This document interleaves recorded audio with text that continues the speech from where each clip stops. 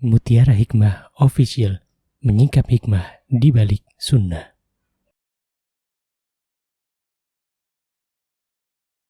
Salurkan donasi terbaik Anda untuk mendukung dakwah Mutiara Hikmah Official.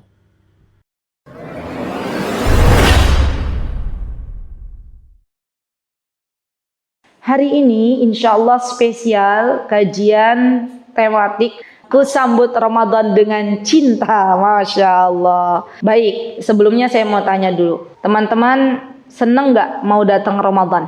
Ibu Nun Sewu, saya mau tanya, kenapa seneng Bu datang Ramadan? Masya Allah, maksudnya bagaimana? Pintu surga dibuka, pintu neraka ditutup. Gimana maksudnya? Amalan-amalan yang baiknya diapain Bu? Amalan yang baiknya ditingkatkan. Siapa yang meningkatkan? Oh, kita. Oh, setan yang besar dibelenggu, setan-setan kecil masih berkeliaran. Masya Allah. Jadi ibu senang gitu ya? Ibu senang berarti kalau seperti itu ya? Masya Allah. Baik, terima kasih ibu. Jazakillahu khair. Senang nggak mau datang bulan Ramadan? Kenapa? Harus beda jawabannya. Pertama kali Ramadan bareng suami. Subhanallah. Jadi senang. Ada pangerannya. Masya Allah. Jadi biasanya nggak pernah bareng Mbak? Atau baru menikah? Masya Allah, belum lama menikah ya. Jadi pengen gimana ya rasanya dari kemarin sendirian nemuin Ramadan, sekarang sama suami. Allahu Akbar. Maka niatkan dari sekarang Mbak ya, berdoa sama Allah, ya Allah jadikanlah saya istri salihah yang nanti kelak Ramadan ini benar-benar saya memberikan yang terbaik untuk suami tercinta. Masya Allah. Kalau yang sudah sepuh-sepuh kayaknya sudah biasa sama suami ya. Masya Allah. Dan subhanallah, Allahu Akbar, nikmat keberadaan suami itu, ibu-ibu, ini saya izin menyampaikan, akan kita rasakan manakala suatu nikmat itu sudah dicabut oleh Allah Subhanahu wa taala. Jadi nih ibu-ibu, biar kita lebih bersyukur dengan suami kita. Saya punya kawan saya bercerita kepada saya di Yogyakarta. Beliau itu ikut olahraga.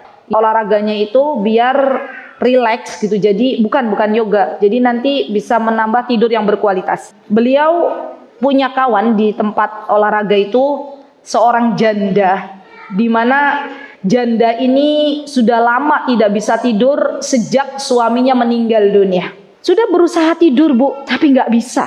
Sampai kelihatan di bawah matanya itu ada kantong panda. Kasihan banget ya, panda disalahkan ya. Menghitam. Kenapa? Karena nggak bisa tidur.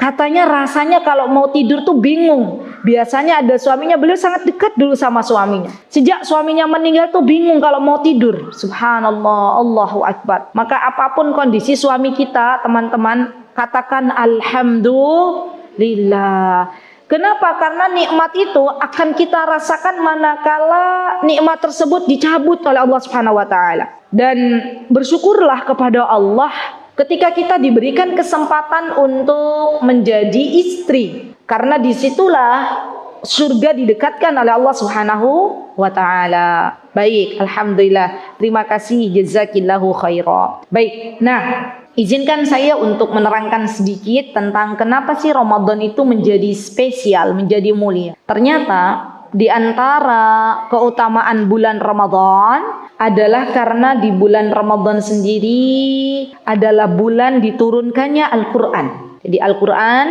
diturunkan pada bulan Ramadan. Subhanallah. Dan ketahuilah wahai saudariku, bahwa segala apa yang berhubungan dengan Al-Quran itu pasti Allah akan muliakan di dunia maupun di akhirat, apapun itu. Contoh, kalau bulan Ramadan menjadi spesial karena bulan diturunkannya Al-Quran, maka kota Mekah menjadi spesial karena Al-Quran diturunkan di kota tersebut. Ya, ibu-ibu pernah ada yang pergi ke Mekah? Alhamdulillah. Kalau kita lihat kota Mekah itu ibu, subhanallah, kita lihat alamnya lebih cantik mana, Indonesia atau Mekah? Alamnya. Lah, kalau lebih cantik Mekah, nggak banyak orang Saudi ke Indonesia. Pokoknya enak. Tapi kalau kita boleh jujur, Indonesia lebih cantik ya dari alamnya. Buktinya apa? Orang-orang Saudi itu kalau pas libur musim panas banyak yang ke Indonesia. Mereka bilang jamil katanya. Biladun jamil, mereka bilang gitu. Negeri kamu tuh Indonesia itu bagus katanya. Subhanallah. Tapi kita orang Indonesia, bahkan semua orang yang ada di buminya Allah, pengen semua ke Mekah. Kenapa? Karena Mekah dimuliakan oleh Allah Subhanahu wa taala. Ya. Bahkan kerinduan yang sangat membuncah bagi setiap orang yang dulu pernah ke sana ataupun yang belum pernah ke sana. Ya. Seperti Yogyakarta yang dikangenin oleh semua orang. Ya. Jadi Mekah itu juga ngangenin. Ya, kenapa Mekah ngangenin? Ibu-ibu nggak ada kan yang kalau sudah ke sana nggak pengen ke sana lagi, pengen kan? Ngangenin ya Bu. Tuh pengen terus. Kalau ada kesempatan, monggo. Sekarang ada kesempatan Bu. Ramadan ada umroh yang mana pahalanya seperti haji bersama Rasul. Oh, minta sama Allah. Ya Allah berikanlah kemudahan. Ya, baik. Saya doakan mumpung di hari Jumat. Ya, semoga teman-teman yang hadir saat ini kita semuanya Allah mudahkan untuk bisa berangkat ke Baitullah. Amin. Allah mudahkan untuk bisa berumrah di bulan Ramadan. Amin. Ya. Karena kalaulah teman-teman sudah pernah umrah ya di luar bulan Ramadan, pasti akan berbeda rasanya ketika teman-teman berumrah pada bulan Ramadan. Rasanya Bu, kalau ibu-ibu pengen tahu, dibayangkan aja nanti mulai perbanyak doa. Di sana itu sepertinya orang-orang tidak merasa lelah dalam beribadah. Bisa dibayangkan sepanjang malam bulan Ramadan mereka nggak tidur. Adanya di masjid untuk melaksanakan ibadah sholat sampai pagi hari esoknya setelah sholat syuruk baru pulang ke hotel, tidur sebentar 3 jaman, 4 jaman itu sudah seperti semalam suntuk tidurnya, fresh. Bangun tidur itu subhanallah Allah berikan tidur yang berkualitas. Dan nanti ba'da zuhur sebelum asar atau asar sudah mulai berangkat lagi ke masjid terus setiap hari. Allahu Akbar, Allahu Akbar. Dan mulai sekarang yuk minta kepada Allah, ya Rabb, saya kangen banget sama Mekah. Saya pengen tahu sholat di depan Ka'bah itu seperti apa. Saya pengen tahu rasanya minum zam-zam langsung dari sana itu seperti apa. Saya pengen juga berkunjung ke Masjid Nabawi. Saya juga pengen sholat di Masjidil Haram. Minta sama Allah. Jangan pernah cancel doa kita. Saya sering mengatakan begitu. Kenapa Bu? Karena Allah Maha Kaya. Karena Allah Maha Kaya. Banyak kasus-kasus yang saya temui di mana seseorang itu mungkin secara logika, secara akal manusia sepertinya belum memungkinkan untuk bisa ke sana. Tapi ternyata Allah punya cara lain. Allah kasih kejutan, ya, ada suami istri yang dia sudah mulai menabung, Bu. Ini semoga jadi motivasi untuk ibu-ibu.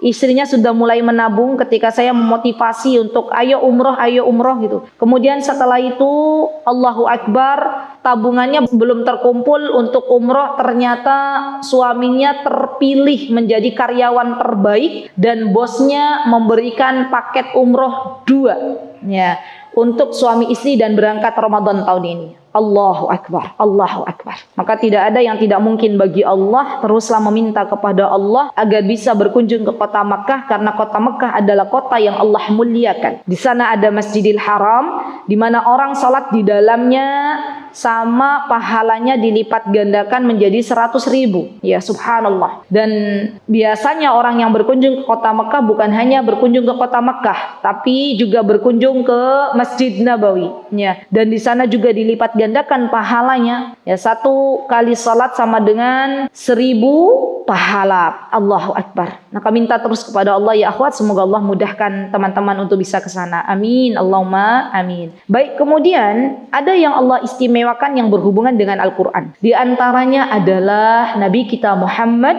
sallallahu alaihi wasallam. Beliau memiliki mukjizat yang paling besar, yang paling agung, yaitu Al-Qur'an. Maka ketika beliau menjadi nabi yang spesial, ya, beliau berkata bahwa tidaklah ada seorang nabi kalaupun dia masih hidup kecuali akan beriman kepadaku. Kenapa? Karena beliau spesial. Begitu pula malaikat Jibril. Malaikat Jibril Allah pilih sebagai pemimpinnya para malaikat. Kenapa bisa demikian? Karena malaikat Jibril termasuk malaikat yang ditugaskan untuk menyampaikan wahyu kepada Rasulullah sallallahu alaihi wasallam. Begitu pula ibu-ibu yang saya cintai karena Allah, kalau ada Al-Quran di hati kita semuanya, kita dekat hidupnya dengan Al-Quran, gak jauh-jauh dari Al-Quran. Tiap hari baca Al-Quran, mentadabburi Al-Quran dan berusaha untuk mengamalkannya, maka niscaya Allah akan berikan kemuliaan di dunia dan di akhirat.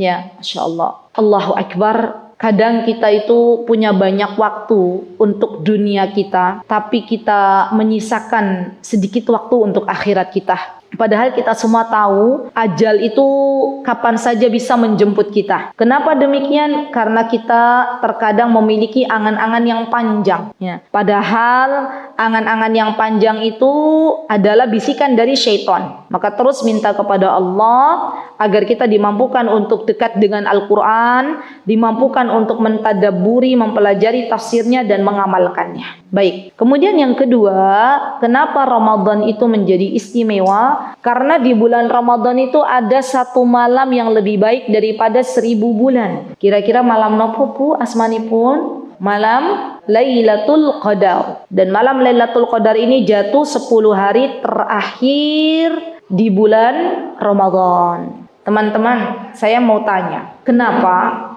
Allah itu, apa hikmahnya Allah kasih Lailatul Qadar itu di 10 hari terakhir, bukan di 10 hari awal? Yo, ada yang tahu nggak? Biar semangat, gitu ya Bu ya. Pertama, yang kedua biar apa? Kenapa malam Lailatul Qadar itu Allah berikan kepada hambanya di 10 hari terakhir, bukan di awal? Hikmahnya apa? Sebenarnya lebih semangat Ustazah. Kan kalau di awal-awal Ramadan semangat, di tengah-tengah sudah mulai berkurang. Masya Allah.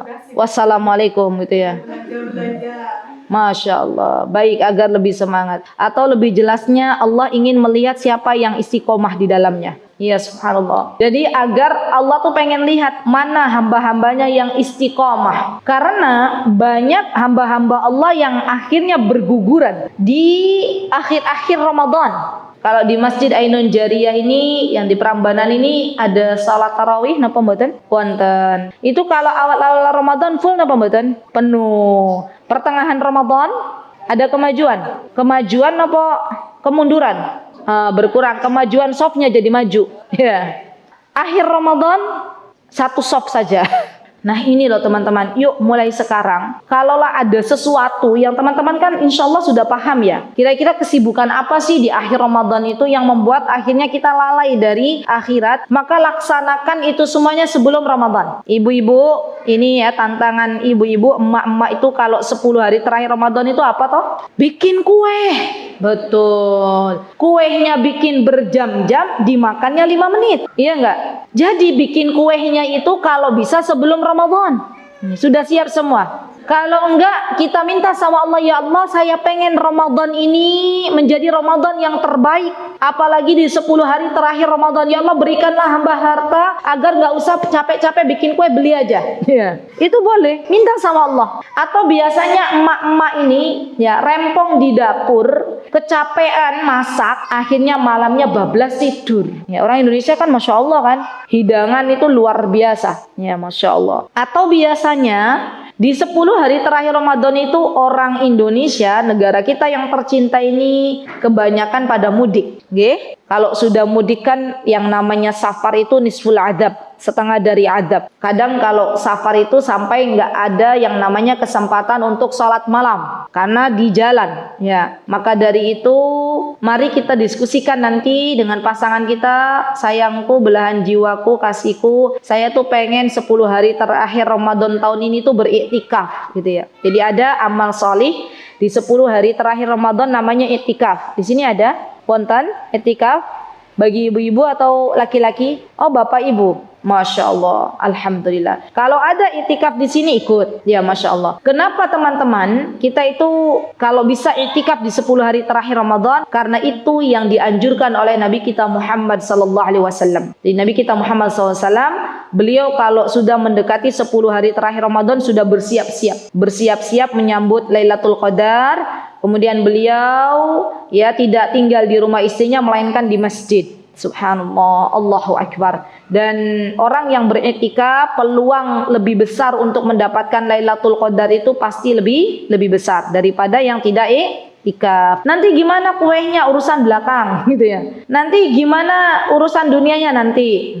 Nanti gimana mudiknya pas hari lebarannya? Kan malah biasanya slow ya Bu. Kalau hari lebaran tuh kosong nggak jalanan? Kosong. Orang-orang sudah pada pulang. Sudah sampai di tempat tujuan masing-masing. Masya Allah. Jadi kita minta sama Allah. Minta sama Allah. Alhamdulillah. Baik. Kenapa saya katakan malam Lailatul Qadar itu harus kita kejar ya akhwat? Bayangkan saja. Orang yang mendapatkan malam Lailatul Qadar itu sama dengan dia beribadah 1000 bulan. Coba dihitung 1000 bulan tuh berapa tahun ibu-ibu? Ya dihitung. Ada nggak yang pandai matematika? 1000 dibagi 12. Berapa tahun? 83,3. Ada komanya ya.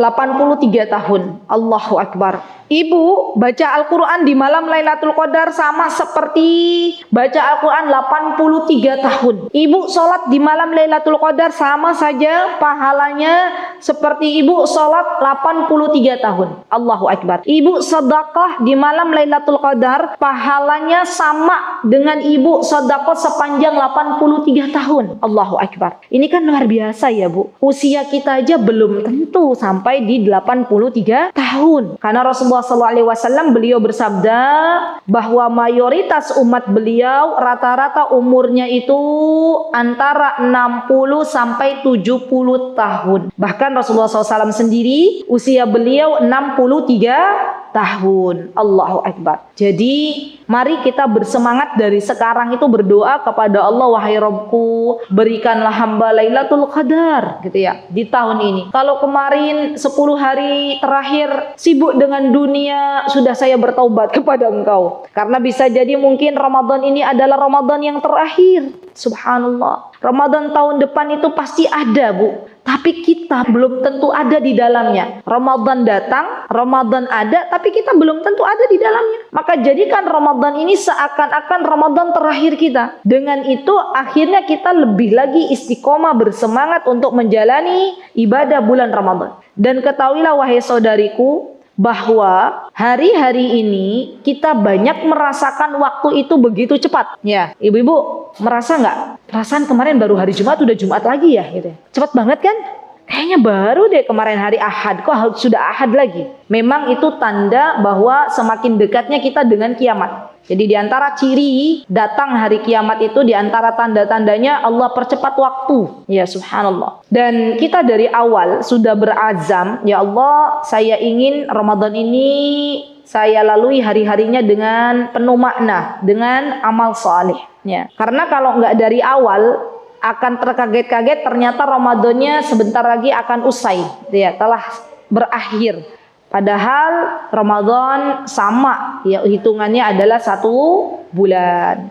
Baik, kemudian apa yang menjadi spesial untuk bulan Ramadan? Di antaranya adalah bulan Ramadan adalah bulan di mana Allah buka pintu surga, Allah tutup pintu neraka, dan Allah belenggu setan-setan. Apa kata Rasulullah SAW? Idza jaa Ramadan, kalau datang bulan Ramadan, futihat abwabul jannah, Allah bukakan pintu surga, wa ghulliqat abwabun nar, dan Allah Azza wa Jalla tutup rapat-rapat pintu neraka, wa suffidatis syayatin, dan Allah belenggu setan-setan. Maksudnya adalah setan-setan yang besarnya, yang menjadi pemimpin-pemimpinnya, maka Allah belenggu. Subhanallah, Allahu Akbar. Kalau demikian berarti kita harusnya lebih semangat beribadah. Karena Allah Subhanahu wa taala telah ringankan untuk kita menghadapi segala rintangan yang ada ketika kita berjumpa dengan bulan selain Ramadan. Ya, kalau biasanya ibu-ibu baca Al-Quran di selain bulan Ramadan itu baru 1 ayat ngantuk. Ya, itu kenapa kira-kira Bu? Ada setannya, betul. Jadi sama setannya gitu ya. Akhirnya kok jadi gitu ya, ngantuk. Padahal baru 1 ayat. Ya, subhanallah. Nah, mumpung setannya dibelenggu sama Allah, yuk mari kita bareng-bareng bismillah minta tolong sama Allah agar kita lebih maksimal dalam beribadah kepada Allah Azza wa Jal. Baik, setelah kita tahu bahwa Ramadan pintu-pintu neraka ditutup, pintu-pintu surga dibuka lebar-lebar, dan kita tahu bahwa bulan Ramadan adalah bulan yang Allah muliakan. Kemudian yang perlu kita ketahui juga adalah bulan Ramadan adalah bulan di mana waktu dikabulkannya doa. Subhanallah, Allahu Akbar. Bahkan Rasulullah SAW mengatakan inna lillahi fi kulli yaumin itqa'a minan nari fi syahri Ramadan. Sesungguhnya Allah Azza wa Jal dalam setiap hari di bulan Ramadan itu membebaskan hamba-hambanya dari api neraka. Maka kita perlu meminta kepada Allah, wahai Rabbku, jadikanlah hamba orang-orang yang dibebaskan dari api neraka. Dan Rasulullah mengatakan wa inna likulli muslimin da'wah yad'u biha fayastajibu lah.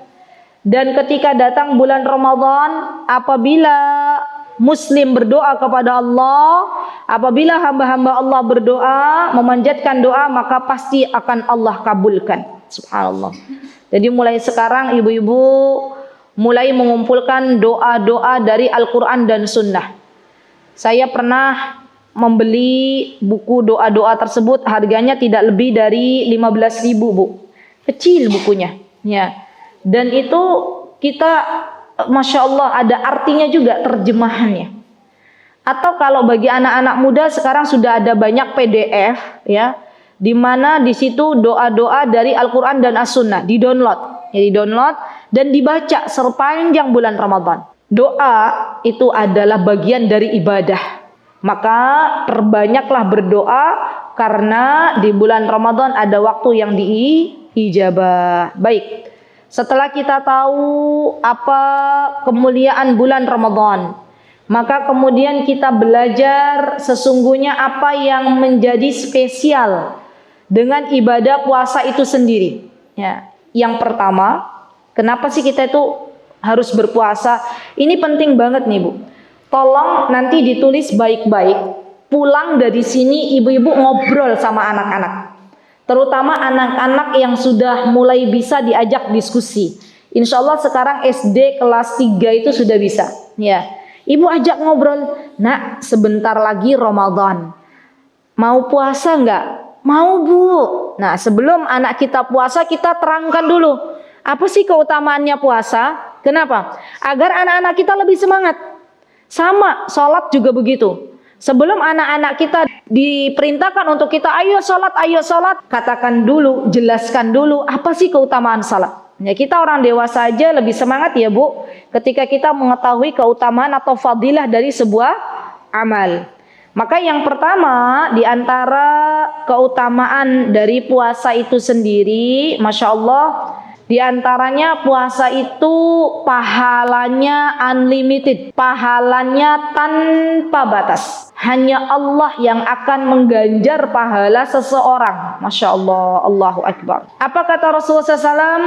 Kullu amali bani adama yudha'aful hasana asyra amsalihah. Semua amalan Bani Adam akan dilipat gandakan satu kebaikan dengan 10 perlipat gandaan. Ila sab'i mi'a di'fin, sampai 700 perlipat gandaan. Qala Allahu Azza wa Jal illa as-sawm fa innahu li wa ana ajzi bih. Kata Allah Subhanahu wa taala, kecuali ibadah puasa. Ibadah puasa itu untukku dan aku yang akan membalas ibadah puasa sesuai dengan kehendakku. Lihat. Selama ini kita tahu ada ibadah yang pahalanya unlimited, yaitu pahala ibadah sabar.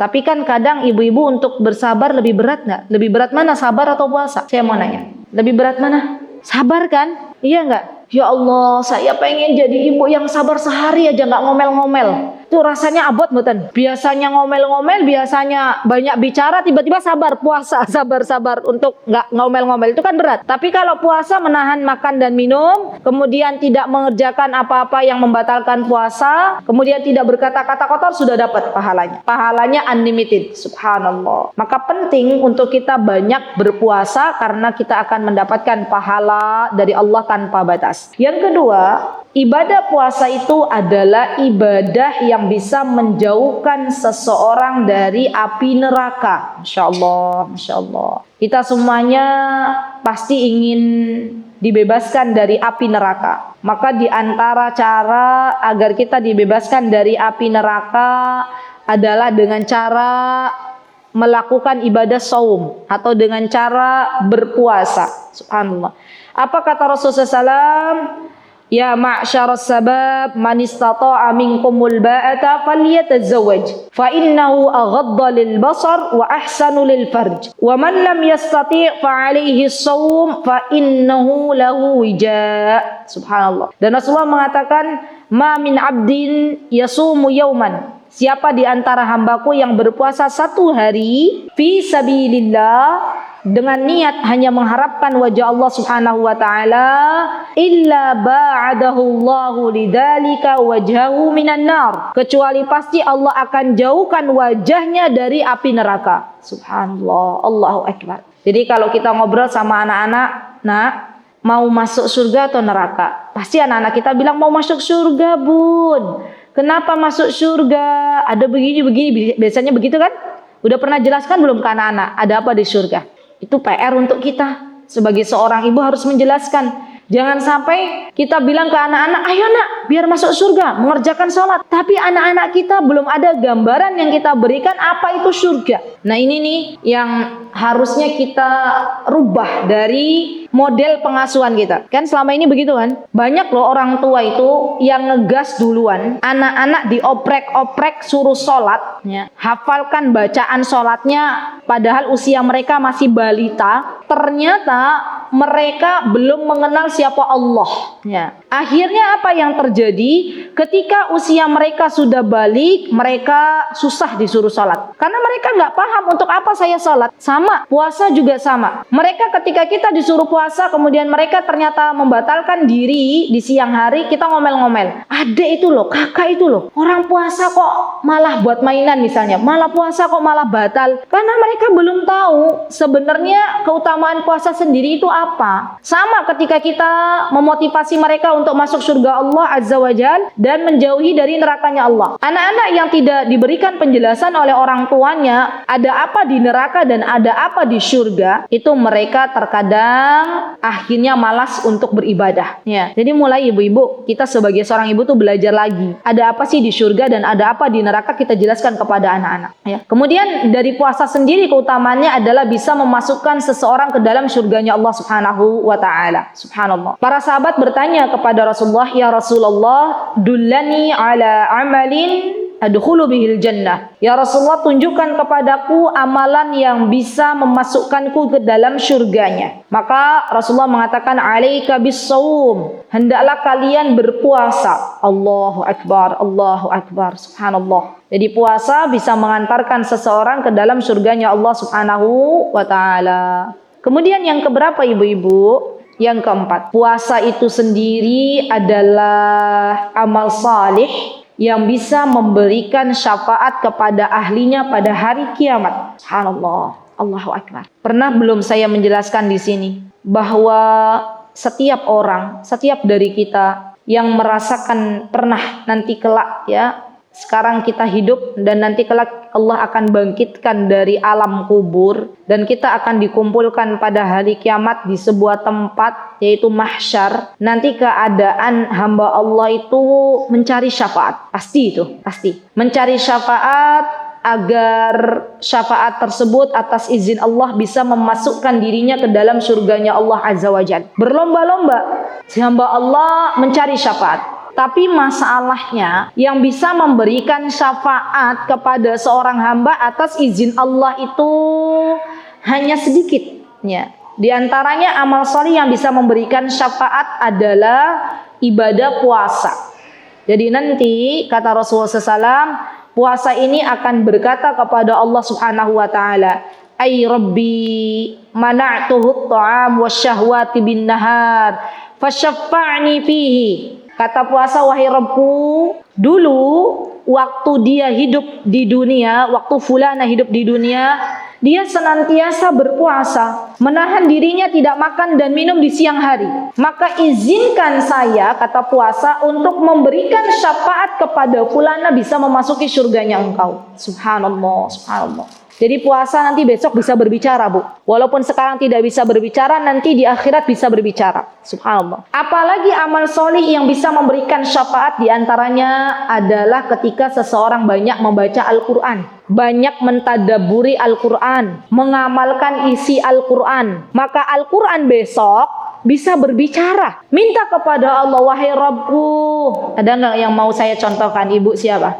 Ini bagus ini. Wahai Rabbku, kata Al-Quran. Dulu Ibu Dewi itu waktu di dunia waktunya banyak dihabiskan untuk membacaku, kata Al-Quran. Dulu Ibu Dewi waktu di dunia waktunya banyak dihabiskan untuk mentadabburiku. Dan dulu Ibu Dewi waktu di dunia waktunya dihabiskan untuk mengamalkan isi kandunganku.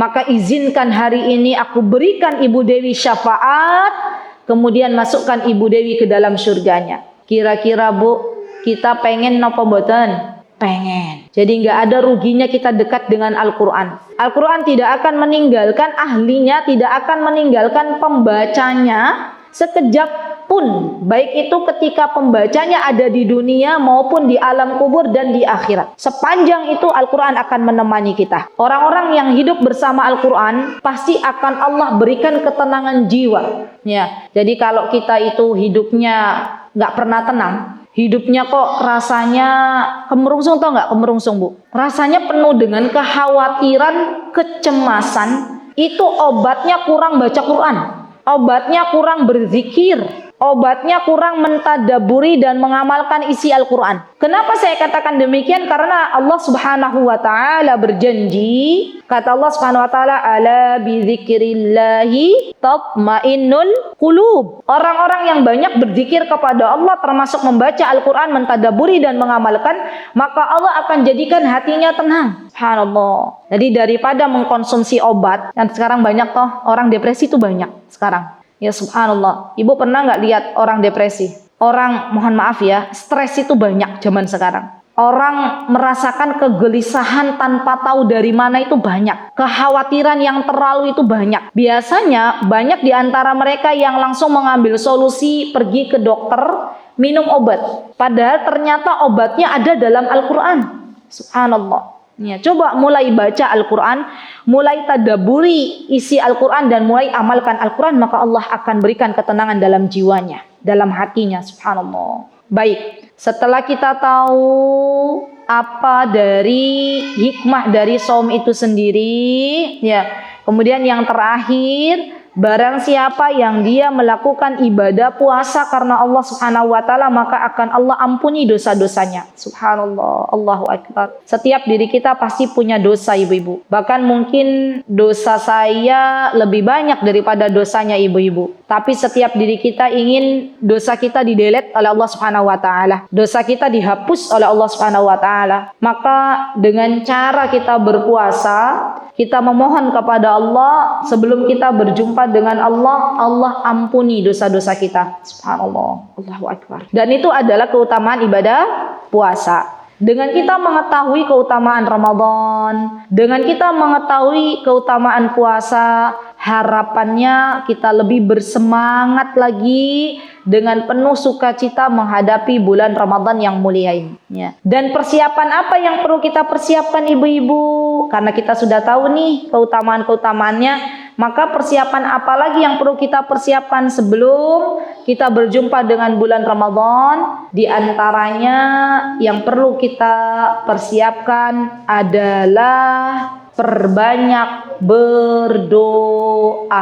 Ini penting banget. Para sahabat ridwanullahi alaihim, mereka meminta kepada Allah agar dipertemukan dengan bulan Ramadan itu 6 bulan sebelum datang bulan Ramadan. Mereka minta sama Allah, ya Allah, pertemukanlah hamba dengan bulan Ramadan. Itu 6 bulan sebelum datang bulan Ramadan, Bu. Berarti kalau 6 bulan sebelum Ramadan, bulan apa? Ayo tebak-tebakan bulan. Hijriah. Kita itu kadang kalau suruh hitung-hitungan Masehi hafal semua ya, Bu. Januari, Februari, Maret, April sampai November ketembaknya ya, 6 bulan setelahnya. Yuk dihitung. Habis Ramadan apa? Mulai Syawal. Habis Syawal?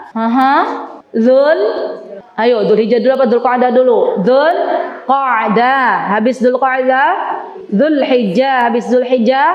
Muharram. Habis Muharram? Safar. Habis Safar? Rabiul Awal. Dan 6. Berarti para sahabat di Rabiul Tsani mereka sudah mulai berdoa kepada Allah Subhanahu wa taala. Ada Rabiul Tsani, ada apa lagi habis Rabiul Tsani? Jumadil Ula, ada Jumadil Akhir. Habis Jumadil Akhir apa?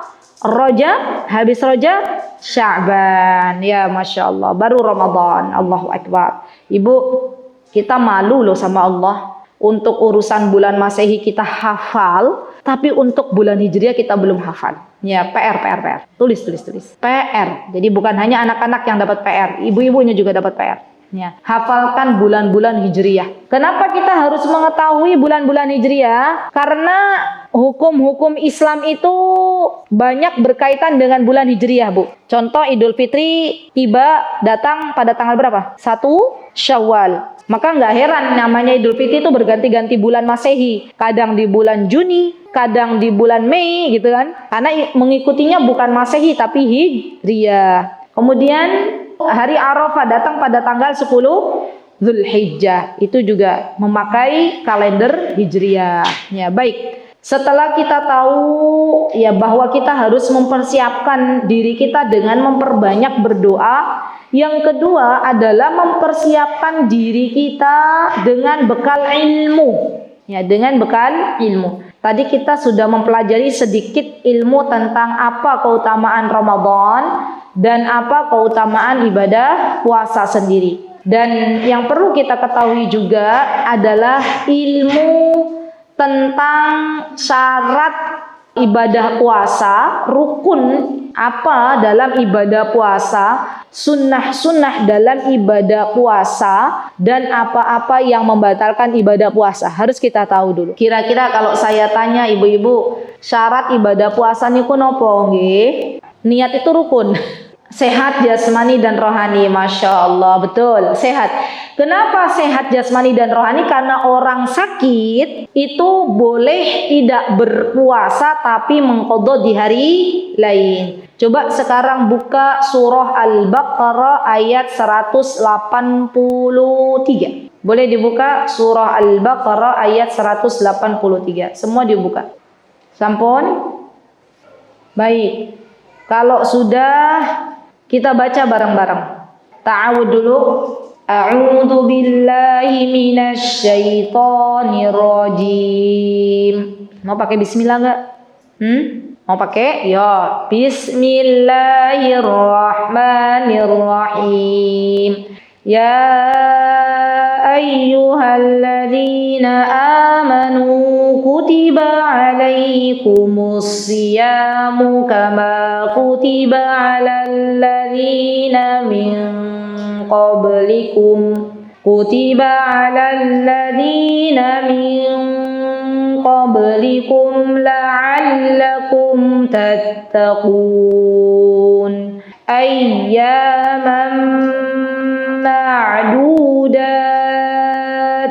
faman kana minkum maridan aw ala safarin fa'iddatum min ayyamin ukhar wa 'alal ladzina yutiqunahu fidyatun ta'amu miskin faman tatawwa'a khairan fahuwa khairul lah wa an tasumu khairul lakum in kuntum ta'lamun.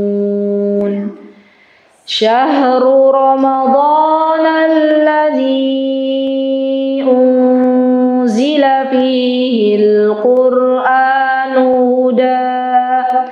hudan lin-nasi wa bayyinatin minal huda wal furqan faman syahida minkumus syahra falyasum wa man kana maridan aw ala safarin fa'iddatum min ayyamin ukhar yuridullahu bikumul yusra wa la yuridu bikumul usra walitukmilul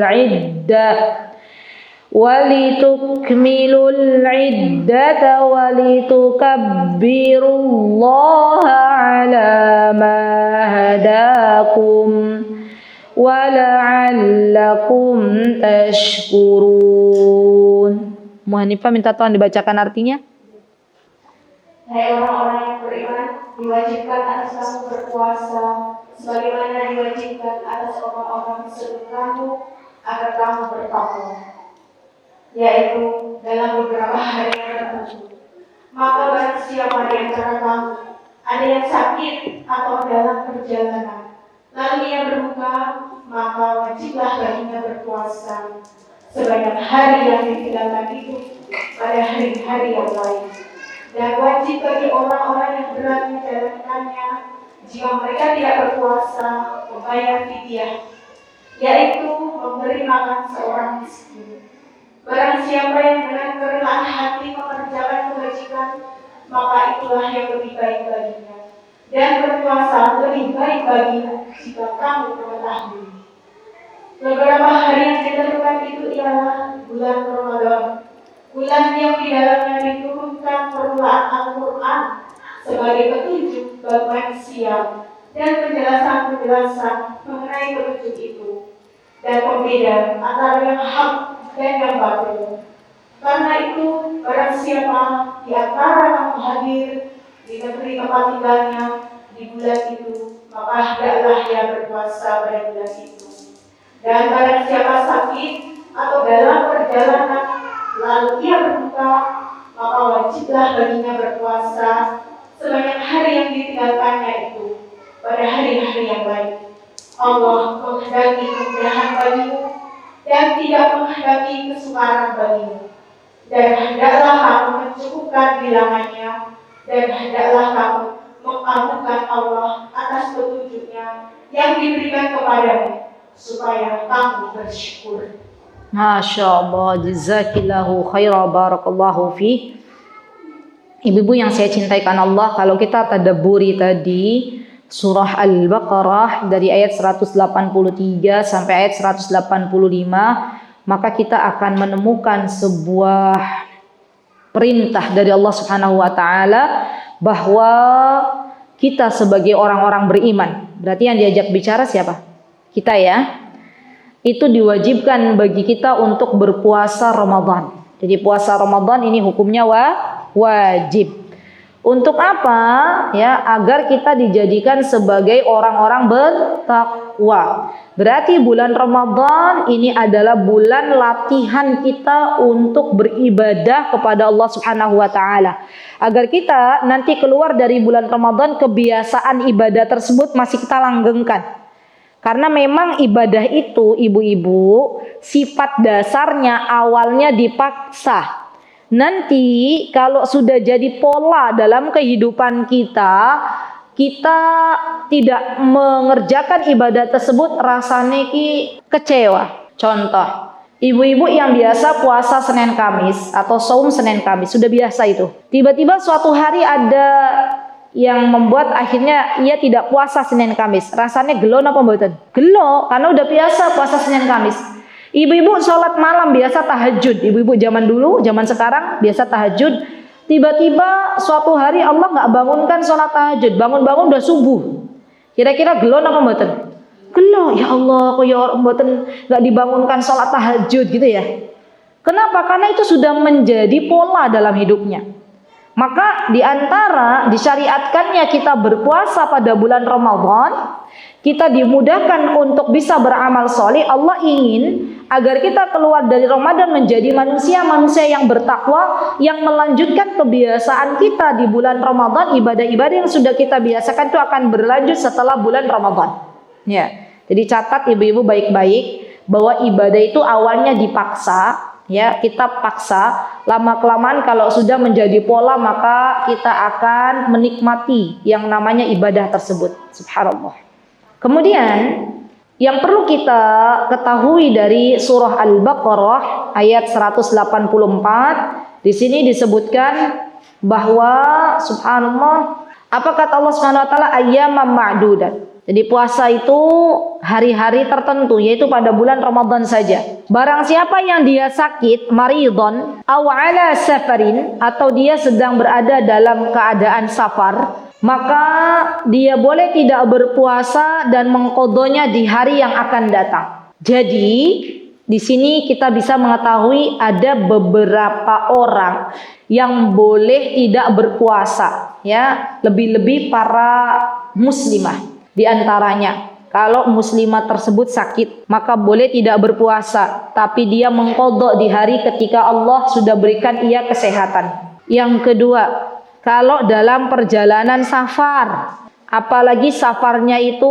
adalah safar yang jauh, safar itu bepergian. Kalau itu bepergiannya jauh, maka boleh baginya untuk tidak berpuasa, Bu. Saya ambil contoh, ibu-ibu yang akan tindak umroh di bulan Ramadan, itu kalau misalnya sekiranya dihitung-hitung kayaknya tidak kuat, maka lebih baik di hari ibu-ibu safar naik pesawat itu nggak usah puasa dulu. Karena pernah ada kejadian nyata, ini kisah nyata. Orang Indonesia berangkat umroh di bulan Ramadan, rombongannya itu sudah diwanti-wanti sama ustadznya. Bade puasa nopo mboten ibu-ibu? Puasa katanya ya, saking semangatnya Bu. Sampai di atas pesawat bingung mereka. Kok lama banget ya puasanya? Karena kan ketika naik di pesawat itu kan kita ke arah barat ya Bu. Matahari kan semakin lama gitu. Yang terjadi pernah, ini kisah nyata ibu-ibu, jadi pramugari yang ada di pesawat itu membagikan makanan. Saya sudah pernah cerita belum? Membagikan makanan ke para jamaah, ya. Ternyata para jamaah yang lagi puasa itu makan karena merasa kayaknya ini sudah maghrib gitu ya. Baru kemudian beberapa menit kemudian pramugari itu bilang, ibu-ibu, bapak-bapak gitu ya, para jamaah calon tamu Allah, ya. Insya Allah sebentar lagi kita akan memasuki waktu berbuka puasa. Di situ para jamaah serentak bilang sudah habis, ya. Jadi ternyata mereka makan duluan. Dikiranya itu ketika dibagi makanan sudah masuk waktu maghrib. Karena mungkin saking lamanya puasa. Biasanya puasanya hanya 12 jam, itu mungkin lama gitu ya. Jadinya pada buka duluan ya, Masya Allah. Jadi ini ibu-ibu kalau lagi safar, ibu-ibu coba lihat kondisi masing-masing. Kira-kira mampu tidak? Kalau mampu boleh berpuasa. Kalau tidak mampu berbuka. Kapan diqadhonya nanti kalau sudah nggak safar? Ya. Kemudian yang ketiga, muslimah yang boleh tidak berpuasa adalah yang dia kedatangan tamu bulanan. Nah, kedatangan apa Bu? Haid. Walaupun haid itu datangnya 5 menit sebelum azan. Pernah nggak ibu-ibu mengalami ini? Pernah. Berapa menit sebelum azan Bu? 5 menit. 5 menit sebelum azan maghrib datang tamu bulanan. Kayaknya kok ada yang beda ya. Pas lihat, subhanallah. Padahal ya Allah 5 menit lagi ya. Ya sudah, kalau begitu batalkan ya. Pahalanya sudah ada Bu, tapi nanti wajib qadha di bulan lain. Maksudnya ya ada pahalanya, pasti ada. Nah, pahalanya pasti ada, hanya nanti dia mengqadha. Hari itu dihitung nggak berpuasa. Ya, pahalanya dari pagi sampai menjelang maghrib saya berpuasa, dapat pahala nggak? Wonten, ada pahalanya. Ya Bu ya. Jadi nggak usah gelo teman-teman. Nggak usah kecewa kalau pas datang tamu bulanannya mendekati waktu maghribnya.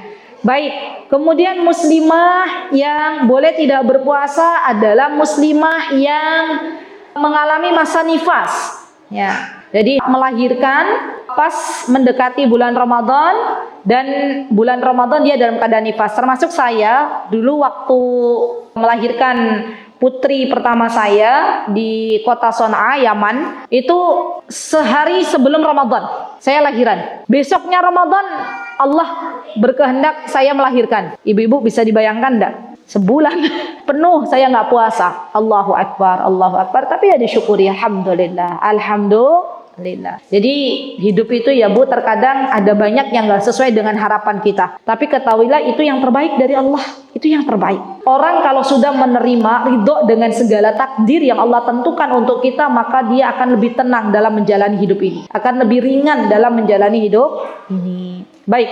Kemudian yang kelima, wanita muslimah yang berapa? 5 apa 6? 5. Wanita muslimah yang boleh tidak berpuasa adalah ibu-ibu yang sepuh, yang sudah lansia, si mbah-mbah, yang mungkin secara fisik sudah tidak kuat, maka jangan kita paksa untuk berpuasa. Kalau kita sampai maksa si mbah-mbah, nenek-nenek sudah sepuh berpuasa, kemudian dia meninggal karena berpuasa, kita yang berdosa. Ya. Bagaimana caranya? Biarkan mereka makan, nanti kita yang membayar fidyah. Ya, biarkan mereka tidak berpuasa tapi kita yang bayar fidyah. Cara menunaikan fidyah seperti apa? Caranya adalah kita berikan 1 hari yang tidak berpuasa dari simbah kita itu 1 kali makan untuk fakir miskin. Ya. Gimana ya Ustazah? Kalau setiap hari saya panggil fakir miskin kan saya nyari-nyari, dadak nyari gitu ya. Boleh enggak 30 orang fakir miskin langsung diundang? Boleh. Ya, dikumpulkan langsung 30. Itu boleh, teman-teman masak biar sekalian masak, ya. Terus nanti dikasih makan 30 fakir miskin itu. Dan yang namanya bayar fidyah itu boleh mentahan, boleh matengan. Yang paling afdal matengan. Kalau mentahan beras boleh, sebagian ulama mengatakan uang boleh. Tapi nanti kalau matengan, karena kita mentahan boleh beras, kalau matengan jangan sampai hanya dikasih nasi 1 piring penuh, tapi nggak ada lauknya. Ya kasihan orangnya. Jadi kita kasih siap saji gitu, siap dihidangkan, siap makan, maka kita berikan.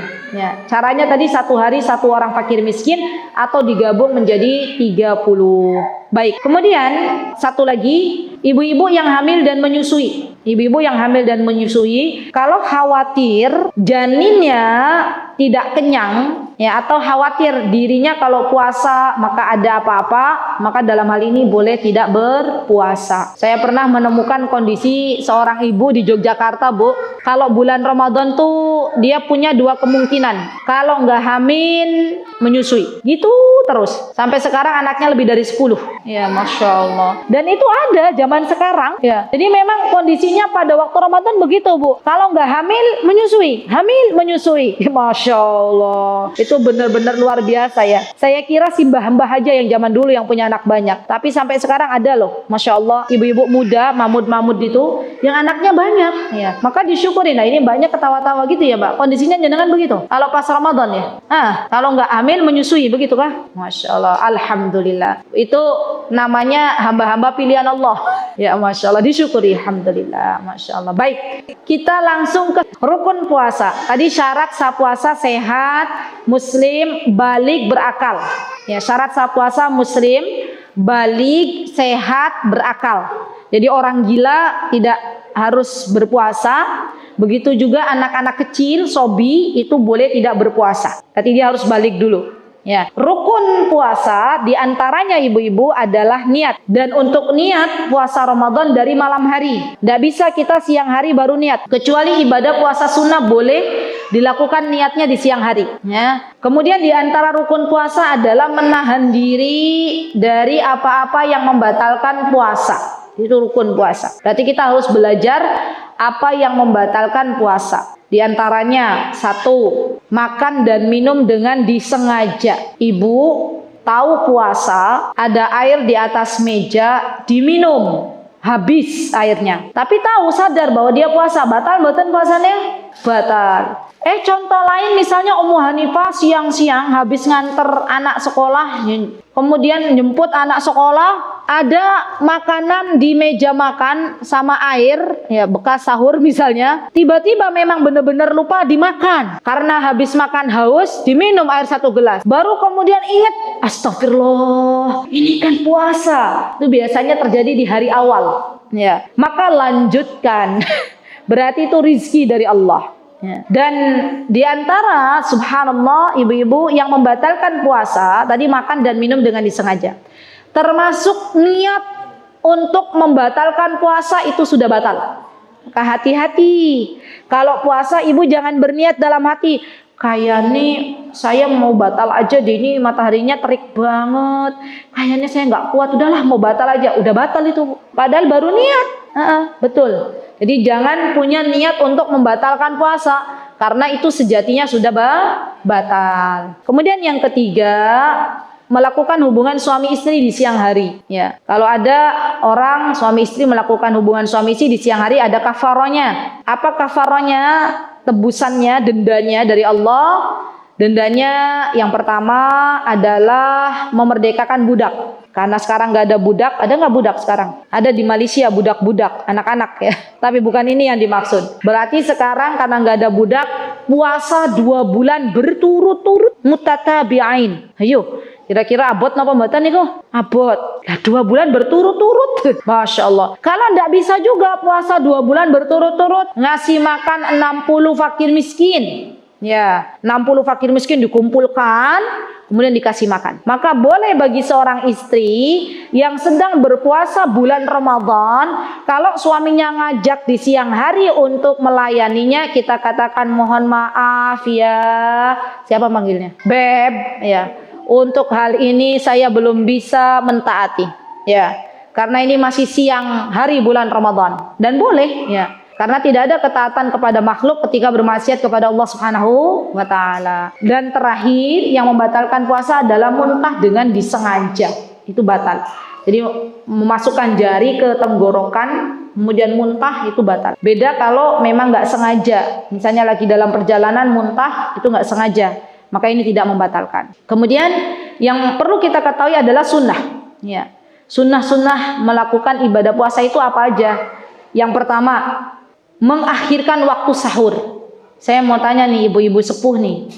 Masya Allah, Ibu Herme ini kalau sahur bangun jam berapa? Jam 3. Langsung makan itu. Minum. Terus makannya kapan? Salat tahajud. Terus malamnya jam pinten? Dahari pun 3:30. Berarti kan sekarang subuh 4:30, 3:30 sampai dahar. Masya Allah, selesai jam 4. Masih waktu setengah jam lagi ya masuk subuh. Masya Allah. Padahal sunnahnya ya biar kita dapat pahala itu mengakhirkan waktu sahur. Jadi mungkin jam 4 kurang 15 baru kita makan. Biar nggak kelamaan Bu. Ya. Kata Rasulullah SAW waktu antara sahur dan adzan subuh tuh 50 ayat dibaca. Kalau kita hitung-hitung 50 ayat itu kurang lebih setengah jam.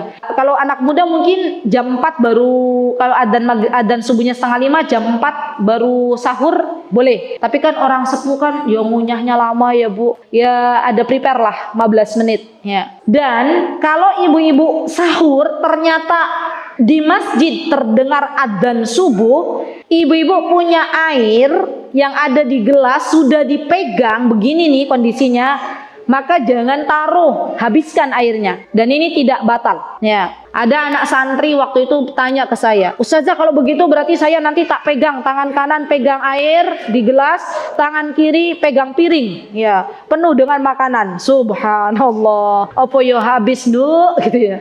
Jadi ada air, ya, adzan subuh berkumandang, habiskan. Ya, baru kita taruh, itu tidak membatalkan puasa. Ya, masya Allah. Dan ibu-ibu yang saya cintai karena Allah, kenapa kita harus sahur? Karena orang yang sahur itu didoakan malaikat.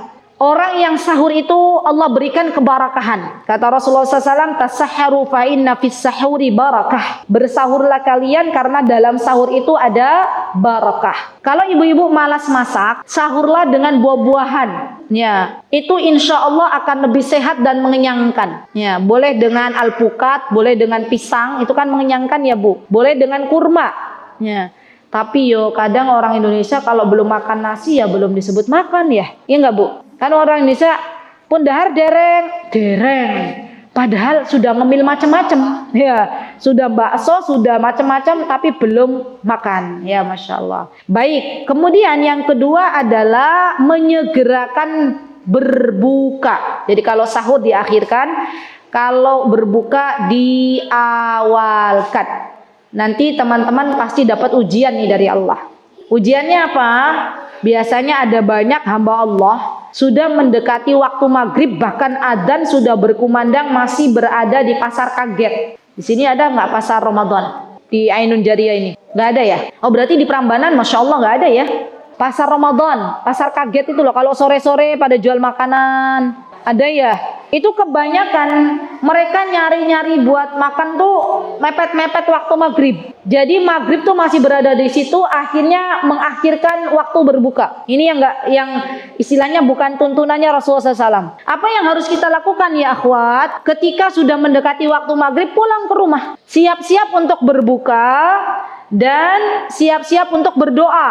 Ya. Kemudian Rasulullah memberikan arahan, kalau kita berbuka maka bukalah dengan rutob. Kalau nggak ada rutob, buka dengan kurma, dengan tamer. Kalau nggak ada tamer, pilihannya adalah air putih. Sudah. Masalahnya ibu-ibu Indonesia Raya yang tercinta ini, kalau di depan mejanya sudah ada gorengan, sudah ada es campur, sudah ada kolak, sudah ada kurma, yang dimakan pertama kali apa? Saya tanya Ummu Hanifah. Pak Ummu Hanifah, es, jujur, Masya Allah. Ibu yang dimakan apa Bu? Air hangat, masih mending air hangat. Kan air putih, kurma newon kan Bu? Ada, tapi kenapa nggak kurma dulu? Nggak dimakannya itu loh, masuk mulutnya. Kalau kemarin minum dulu, besok kurma dulu yang masuk. Kurma dulu baru air hangat. Sunnah kurma dulu. Nggak ada hitungannya, terserah. Ibu mau 1 boleh, yang penting kurma. Mau 2 boleh, mau 3 boleh, nggak ada hitungannya. Yang penting kurma masuk dulu. Ya. Maka dari itu saya berikan saran untuk ibu-ibu. Ya, gini sarannya. Ramadan tahun ini jadikan berbuka puasanya minimalis. Ya. Di meja makan yang tersedia hanyalah kurma dulu. Nanti urusan gorengan, es dan sebagainya muncul terakhir. Ya, nanti tinggal anak-anaknya yang protes. Ya. Bu, tahun ini kok beda Bu? Biasanya ada kola, ada segala macam, kok cuman ada kurma. Bukan hanya anak kita, suami kita mungkin protes. Ya Allah, kok ya ono kurma tok gitu ya. Kita bilang dulu, kurma dulu yang dimakan. Nanti selesai kurma tak keluarin yang lain. Wah, jadi kurma dimakan mboten? Nggih. Karena kalau ada yang lain sudah dihidangkan tuh, subhanallah, itu godaan. Ya, rata-rata kan ibu-ibu di Indonesia kan kalau ada gorengan sudah nggak tahan toh. Gorengan dulu itu, subhanallah. Padahal kita tahu gorengan itu belum tentu thayyib. Walaupun halal tapi belum thayyib gitu. Belum thayyib itu kita tahu. Masa kasihan lambungnya yang kosong langsung dikasih minyak gitu loh. Ya Masya Allah. Jadi bismillah ya, siap mboten? Tahun ini buka minimalis. Siap? Bismillah. Ya, jadi kurma dulu. Kurma nih boleh niki Bu, kalau pengen biar nggak enak banget, kurma yang masih muda. Sekarang kan ada banyak kok di Indonesia orang jualan kurma muda, krenyes-krenyes nih kok. Nggak ada. Saya kemarin sempat beli dapat Bu di Indonesia. Alhamdulillah. Kalau nggak ada ya sudah, kurma aja, kurma biasa. Boleh. Ya. Boleh. Model apa aja boleh. Kalau mau kurma Nabi juga boleh. Kurma ajwa yang hitam itu juga boleh. Ya. Yang penting kurma. Sukari apalagi boleh, silahkan. Ya, Masya Allah. Baik. Kemudian terakhir di antara sunnah adalah sholat tarawih. Ya, jadi Masya Allah di bulan Ramadan itu ada sholat tarawih, di mana sholat tarawih ini kebiasaan yang biasa dilakukan oleh kaum muslimin. Wallahu ta'ala alam, itu yang bisa saya sampaikan ibu-ibu. Semoga apa yang ibu-ibu dapatkan pada hari ini menjadi ilmu yang bermanfaat. Allah mudahkan kita untuk mengamalkannya, terutama tadi buka puasa minimalis. Ya Masya Allah. Dan semoga Allah subhanahu wa ta'ala memberikan kemudahan bagi ibu-ibu untuk terus belajar dan belajar, serta dimudahkan untuk mengamalkannya. Jikalau ada kebenaran datangnya dari Allah Azza wa Jal, jikalau ada kesalahan datangnya dari saya pribadi, saya mohon maaf yang sebesar-besarnya. Aqulu qawli hadza wa astaghfirullah li wa lakum wa akhiru da'wana anil hamdulillahi rabbil alamin. Wassalamu alaikum warahmatullahi wabarakatuh. Mutiara Hikmah Official, menyingkap hikmah di balik sunnah.